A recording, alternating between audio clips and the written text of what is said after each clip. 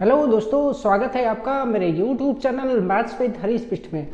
Guys, आज मैं लेकर आया हूँ ट्रिग्नोमेट्री का CBSE बोर्ड स्पेशल के क्वेश्चन। तो आज मैं MCQ करूँगा।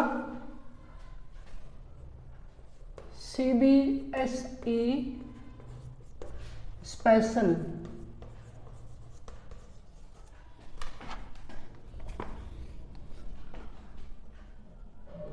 MCQ from trigonometry class 10th। तो इसके MCQ मैं हल करने जा रहा हूँ जो कि CBSE बोर्ड में आ चुके हैं। ओके बच्चों, तो ये एक पहला सवाल है जो CBSE बोर्ड में आ चुका है। तो ये क्वेश्चन है हमारा, if sin theta is equal cos theta, find the value of theta, find the value of theta। बच्चों, सवाल ये है कि यदि sin थीटा बराबर cos थीटा है तो थीटा का मान ज्ञात करो। ओके, थीटा आप समझते हैं, थीटा का मतलब होता है एंगल, तो आपको एंगल ज्ञात करना है। तो इसके लिए आप क्या करेंगे? अब बच्चों, इसके लिए आपको देखना होगा जो ट्रिग्नोमेट्रिक रेशो है ना, एंगल, डिफरेंट एंगल के रेशो दिए हुए हैं और वो रेशो आपको 8.3 में टेबल दिया हुआ है, 8.2 में, और वहाँ वो टेबल का प्रयोग आप कर सकते हैं इस तरह के सवालों को हल करने के लिए। तो आपको ये देखना है कि साइन थीटा और कॉस थीटा में कौन सी वैल्यू है जो सेम होती है, कौन से एंगल की वैल्यू सेम होती है। तो मैं आपको यहाँ पे दिखाना चाहूँगा, मैं इसको ट्राइंगल के थ्रू आपको बताऊँगा। मान लिया ये 90 डिग्री और ये 45 डिग्री, तो ये भी 45 डिग्री। ओके बच्चों, तो ये 1 हो गया, ये भी 1 हो गया, ये √2 हो गया। ओके, तो अब मैं आपको बताऊं कि sin 45 और cos 45 दोनों की वैल्यू सिमिलर होती है। देखिए कैसे, अगर मैं निकालता हूं sin 45, तो आपको पता है sin 45 का वैल्यू क्या होगा? sin का वैल्यू हो जाता है P/H, ये इसका रेशो। अब P क्या है भाई? ये 45 डिग्री है तो P हो गया 1 और H क्या हो गया? √2, 1/√2 आ गया। ओके, तो इसी तरह cos, तो ये हो गया cos थीटा यानी cos 45 इज इक्वल B/H, ये इसका रेशो हो गया। और आपको पता है B का वैल्यू क्या है? सॉरी, B का वैल्यू भी 1 होगा क्योंकि दोनों साइड बराबर है। तो ये हो गया 1/√2। ओके, ये मैंने कैसे लिया? 45 के सामने वाला इक्वल, ये परपेंडिकुलर है, ये भी परपेंडिकुलर, तो इसका परपेंडिकुलर ये हो गया। चूंकि दोनों 45 डिग्री के एंगल हैं, दोनों बराबर होंगे, इन दोनों का पाइथागोरस किया कि तो √2 हमें मिलेगा। तो अब हमारा आंसर आ चुका है। तो हमारा कौन सी value sine theta cos theta में बराबर होती है? तो हमारा आंसर क्या निकल कर आया? Theta is equal 45 degree. बच्चों, ये आपका इस प्रश्न का उत्तर है। तो अब हम लेते हैं सेकेंड क्वेश्चन।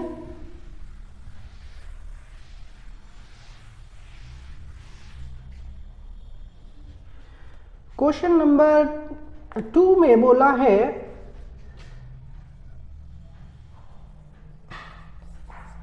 ये भी CBSE में आ चुका है। इसमें बोला है if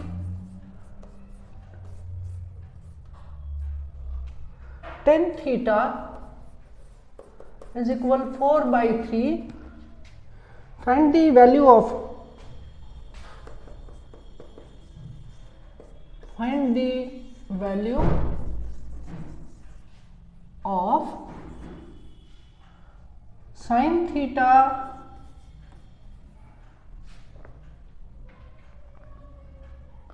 plus cos theta upon sin theta minus cos theta। ये तो बच्चों, ये है हमारा अगला क्वेश्चन। हमें tan थीटा का मान, क्वेश्चन ये है कि यदि tan थीटा 4/3 यानी 4/3 हो तो इसका मान ज्ञात करना है हमें। ओके, तो ये हमारा प्रश्न है।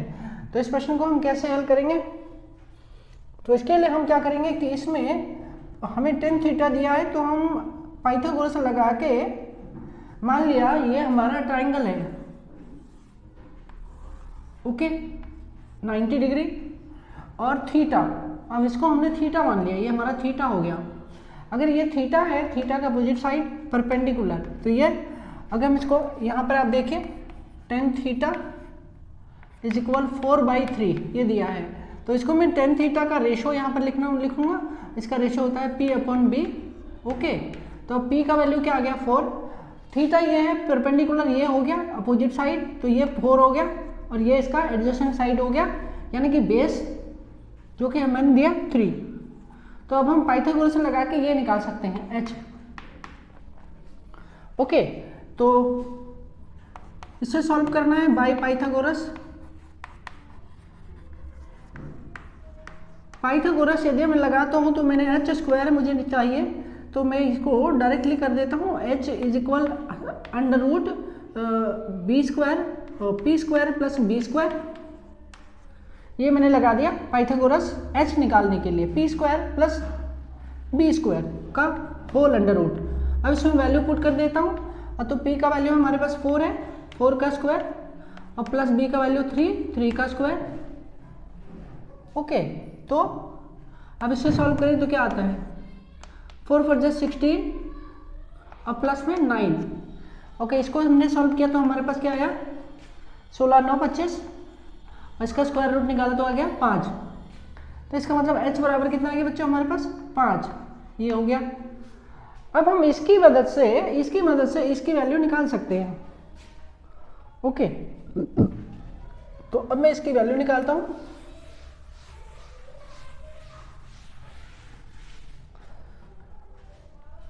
तो भाई हमें वैल्यू निकालना है sine theta plus cos theta upon sine theta minus cos theta. अच्छा, वैल्यू रखते हैं। आपको पता है कि साइन क्या होता है, साइन होता है P अपॉन H। अभी भाई हमारा P क्या है, P हमारा है 4, H क्या है 5, तो हमें क्या रखना है इसकी जगह 4/5, तो ये ऊपर आ गया हमारे पास 4/5 plus cos theta. Cos theta होता है B/H, बिकॉज ये इसका थीटा का एडजेसेंट साइड ये है बेस 3/5, तो हो गया 3/5। अब बच्चों नीचे भी सेम है, तो यहाँ पर भी आपको सेम भरना है 4/5, लेकिन यहाँ माइनस है तो माइनस 3/5। अब इसे हम सॉल्व कर लेते हैं। तो इन दोनों को हमने सॉल्व किया, तो यहाँ 5 हमारे पास कॉमन है, तो 4 + 3 हो गया 7, ओके। अपॉन में हो गया हमारे पास 4 - 3, यहाँ पे 5 कॉमन है, ओके। तो 4 - 3 कितना आ गया, 4 - 3 1। अब इसको हमने सॉल्व किया तो हमें क्या मिलेगा भाई, आप डायरेक्टली ये कह सकते हैं, अगर इस सिचुएशन में आपको आप आते हो तो आप डायरेक्टली 5 से 5 जो है कट जाता है हमारा, 5 से 5 कट जाता है और 7 बचता है आंसर। अच्छा, अगर आपको ये समझ नहीं आता है कि इसको कैसे हल करें, तो आप इसको इस तरह लीजिएगा। ऊपर का फ्रैक्शन हमारे पास है 7/5। अच्छा, इस फ्रैक्शन को हमें इससे डिवाइड करना है, अभी देख रहे हो बाई लगा रखा है, इसका मतलब इस फ्रैक्शन को इससे डिवाइड करना है, तो आप इसको डिवाइड के फॉर्म में लिखिए इस तरह, और यहाँ पे लिखिए 1/5। अब आप क्या करें कि इसको, ये एक फ्रैक्शन है दूसरी फ्रैक्शन है, इसको डिवाइड करना है तो डिवाइड का मेथड लगाएंगे। क्या करते हैं उसमें 7/5, आगे का फ्रैक्शन सेम रखते हैं, डिवाइड को मल्टीप्लाई में बदलते हैं और इसको रेसिप्रोकल करते हैं, मतलब व्युत्क्रम। तो 5 ऊपर 1 नीचे, अब 5 से 5 हमारा कट गया तो हमारे पास उत्तर आ गया 7। तो हमारे इस क्वेश्चन का जवाब कितना आ गया 7। इस तरह से इक्वेशन सॉल्व।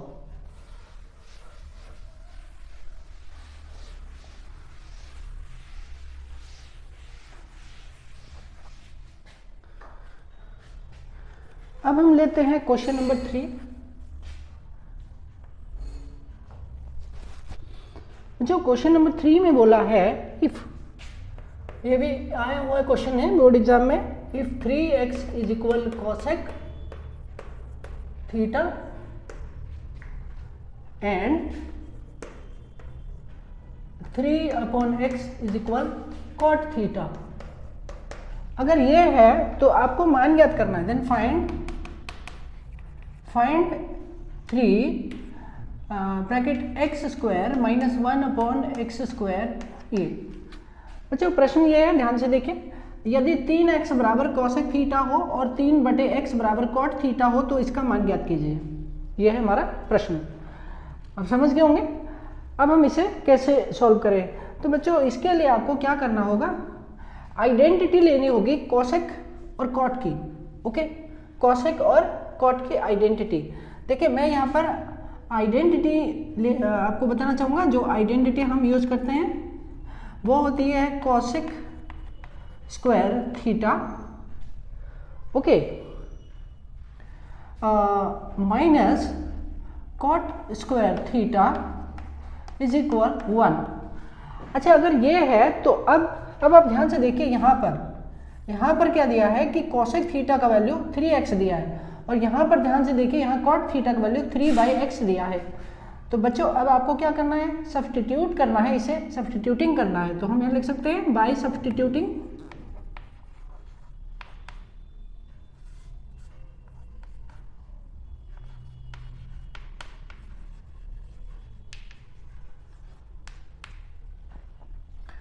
ठीक है। बाय सब्स्टिट्यूटिंग लिखने के बाद बाय सब्स्टिट्यूटिंग दी वैल्यूज लिख लेते हैं। तो वैल्यूज यानी कि ये वैल्यू एक्स कोसेक थीटा की वैल्यू, आपको कुछ नहीं करना है, कोसेक थीटा की जगह कोसेक थीटा का वैल्यू रख देना है। तो इसे सॉल्व करेंगे तो हमें क्या मिल जाता है, 3x का होल स्क्वायर। ओके, यहाँ पर मिलेगा माइनस कॉट का वैल्यू है 3/x का होल स्क्वायर इज इक्वल 1। बच्चों अगर आप इसे सॉल्व करेंगे तो आपके प्रश्न का हल निकल आएगा, क्योंकि जो प्रश्न हमसे पूछा गया था उसका उत्तर निकल आएगा। देखिए कैसे इसे हम हल करते हैं। तो हमें क्या मिलता है, 3x स्क्वायर तो ये हो गया 9x स्क्वायर माइनस ये हो गया 9/x square is equal 1। Okay, अब इन दोनों में भाई हमारे पास कॉमन क्या है, इन दोनों में कॉमन है हमारे पास है 9 है। तो हमारे पास अगर 9 कॉमन है, आप देख पा रहे हैं यहाँ भी 9 है, यहाँ भी 9 है, तो इन दोनों में कॉमन 9 है। तो हमें कॉमन 9 को कॉमन ले लेना है। ओके, अगर हम 9 को कॉमन लेते हैं तो हमें ब्रैकेट के अंदर क्या मिलता है, x square minus 1/x square ये मिलता है, और इक्वल में क्या मिलता है 1। ओके, अब बच्चों ये हो गया हमारा कॉमन, और इसने बोला यहाँ पर चूंकि हमारे पास 3 है। ओके, तो अगर हम इसको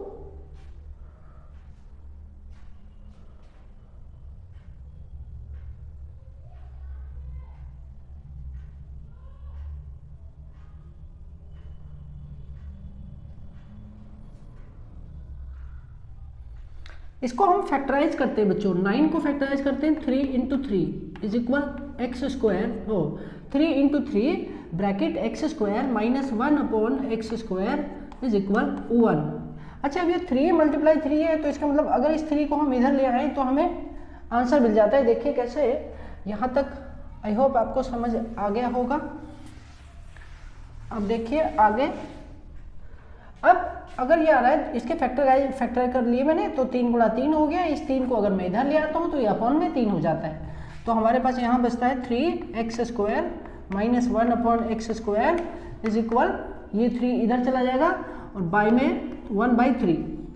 तो देखा आपने, इसका आंसर क्या निकल कर आया 1/3। तो हमारे 1/3 इस क्वेश्चन का आंसर हो गया भाई।